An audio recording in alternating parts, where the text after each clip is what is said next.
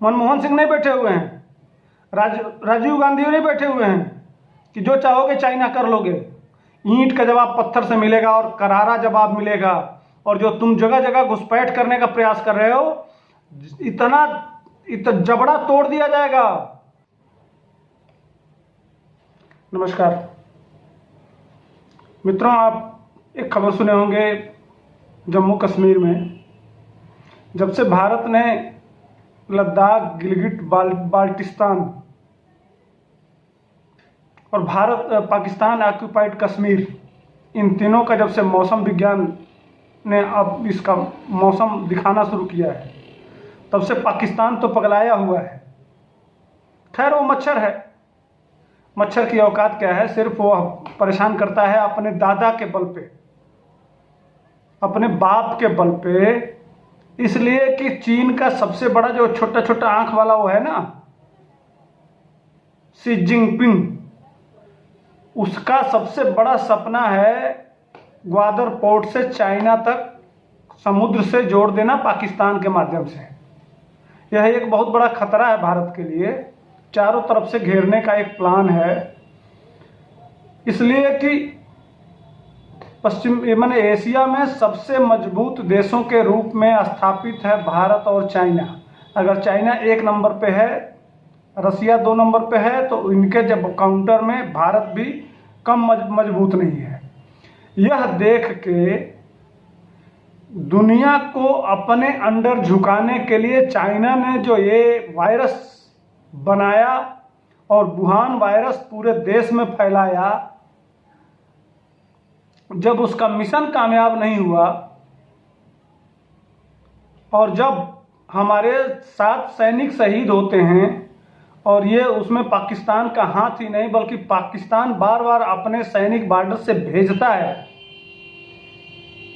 यह देख के भारत के संसद में भी बिल पास है कि वो, चूंकि राजा हरि सिंह ने लिख के दिया हुआ है, भारत के पाकिस्तान के बंटवारे के समय स्पष्ट रूप से हमारे पास कागज है, हमारे संसद ने पास किया है। हमारे नियम के हिसाब से भारत पाकिस्तान के बंटवारे के समय जो नियम निर्धारित हुए, उस नियम के तहत भारत में ही जम्मू कश्मीर और लद्दाख सहित पूरा गिलगिट बाल्टिस्तान पूरा भारत में ही होना चाहिए। लेकिन भारत के लोग उस समय, जो जवाहरलाल हमारे प्रधानमंत्री थे, हमारा भारत की सेना तो घुस रही थी, वह ले ली होती पूरा जम्मू कश्मीर, वह बिल्कुल ले जाके ईरान के बॉर्डर तक पहुंचा दी होती। इतनी सक्षम थी और इस तरह से भगा रही थी, लगातार भगाई जा रही थी और वो पीछे हट रहे थे। लेकिन इस मामले को उठा के लेके चले गए जवाहरलाल नेहरू यूएन में, और वो मामला जब यूएन, भाई तीसरा पंच जब शामिल होता है, तो वह एक जहां मामला रहता है, जहां तक सेना पहुंची थी, उसी को वो लाइन ऑफ कंट्रोल बना दिया। और यह डिस्प्यूट उसी तरह से आज भी चल रहा है। यह गलती है बहुत बड़ी जवाहरलाल नेहरू की। और फिर भी कहिए तो ये जितने ये चंपक चंपू चमचे हैं, यह तुरंत मुंह बाने लगेंगे कि हमने ये किया, हमने ये किया, हमने ये किया। तो जब से वह मौसम विज्ञान दिखाने लग गया है, तब से जब चाइना का जो सबसे बड़ा सपना था, वह सपना धराशायी होने लगा है। जो पाकिस्तान से वो बना रहा है कॉरिडोर चाइना जाने का, सीधे ग्वादर पोर्ट से और चाइना तक जो लिंक रोड बना रहा है, वो इकोनॉमिक कॉरिडोर बना रहा है, उस कॉरिडोर उसी रास्ते में आ रहा है। तो जब से भारत ने उस जमीन को अपना कहना शुरू किया है, जब उसका मौसम विज्ञान दिखाने लगा है, तब से चीन पागल हो गया है। साउथ चाइना सी में भी, उधर अमेरिका, उधर देखे होंगे वो अब जापान से भी जाके उलझ गया है। इधर तीसरा मामला आया है नेपाल का, वो हिमालय की सबसे बड़ी जो चोटी है एवरेस्ट, उसको भी कब्जाने का। चारों तरफ जितने भी पड़ोसी देश हैं चाइना का, उसकी जो प्लान थी, यह वुहान वायरस फैला के और पूरे दुनिया पे कब्जा करने का, उसमें जब सफलता नहीं मिली है, तो जिस तरह से गीदड़ की मौत आती है तो शहरों की तरफ भागता है। अब वो पागल हो गया है, वो वहां का शी जिनपिंग कि हम तो कुछ और सोचे थे कि पूरे लोग घर में होंगे, दुनिया की सारी कंपनियां बैठ जाएंगी, दुनिया की सारी इकोनॉमी बैठ जाएगी, और जब बैठ जाएगी तो हम सब पे, हमारे पास पैसा है, सब पे हम कब्जा कर लेंगे और पूरा देश मेरे मुट्ठी में हो, पूरा दुनिया मेरी मुट्ठी में हो जाएगी।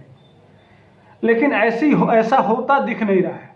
अब इस पागलपन में वो अपने पड़ोस और जहां जहां वो थोड़ा भी विवादित मुद्दे हैं, इधर भारत के बॉर्डर लाइन पर भी इधर देखे होंगे वह झड़प हुई है सेना के दोनों जवानों के बीच में। इस तरह से वो पागलपन में यह सब कर रहा है। वो शी जिनपिंग बिल्कुल पागल हो गया है, लेकिन उसको अंदाजा नहीं है कि इस पागलपन में सबसे बड़ी मार उसको पड़ने वाली है। आज इकोनॉमी की इतनी बड़ी मार चाइना में पड़ने वाली है कि लगभग अमेरिका, जितने यूरोपियन कंट्री हैं, अमेरिका है, और जितने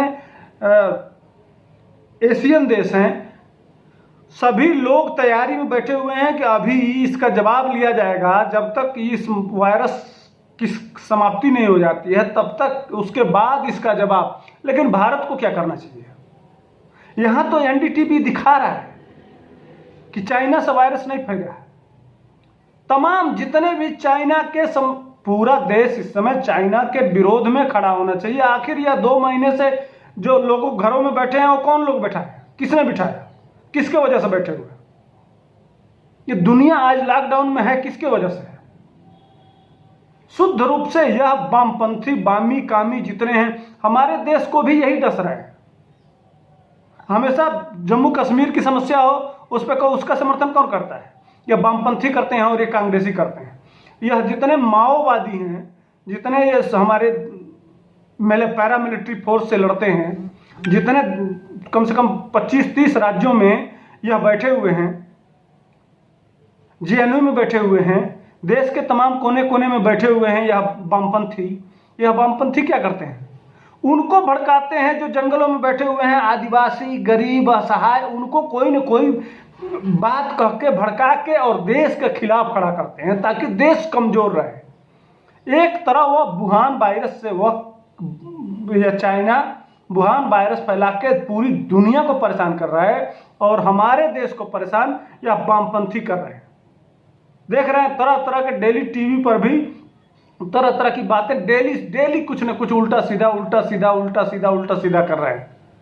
देश को आज इस चाइना को बता भी दे रहा हूं, हमारा देश छोड़ेगा नहीं। कांग्रेस की सरकार नहीं है, मनमोहन सिंह नहीं बैठे हुए हैं, राजीव गांधी नहीं बैठे हुए हैं कि जो चाहोगे चाइना कर लोगे।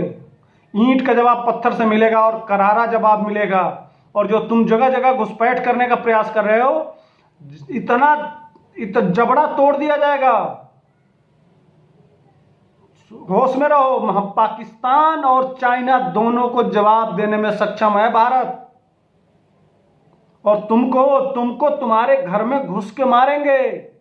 मनोबल ही तो वह 61 और 62 का भारत नहीं है, वह जमाना लग गया। नरेंद्र मोदी जैसा शक्तिशाली प्रधानमंत्री है, इसीलिए तो चाइना वाले जले हुए हैं। जो भारत ने, ये भारत की कंपनियों पे जो कब्जा करने का प्रयास किया था कि भारत कमजोर हो जाएगा आर्थिक दृष्टि से, सारी कंपनियों में हम अपना पैसा लगा देंगे, तुरंत हमारे प्रधानमंत्री ने इस पर रोक लगा दिया। खबरदार, हमारे जितने पड़ोसी देश हैं, बगैर भारत सरकार के परमिशन के बिना एक भी कंपनी में कोई इन्वेस्टमेंट नहीं होगा।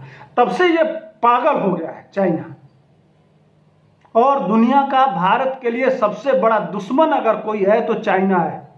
इसलिए पूरे देश को इसका रिटेलिएट करना चाहिए और चाइना को ईंट का जवाब पत्थर से देना चाहिए।